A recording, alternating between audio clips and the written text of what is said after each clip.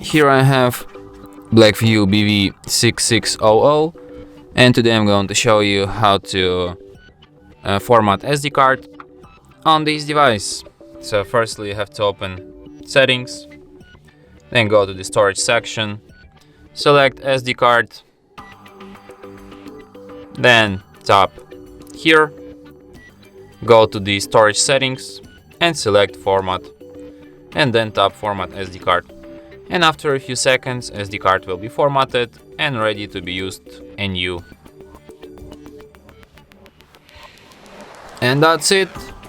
Thanks for watching. If you find this tutorial useful, don't forget to hit that like button and subscribe to our channel.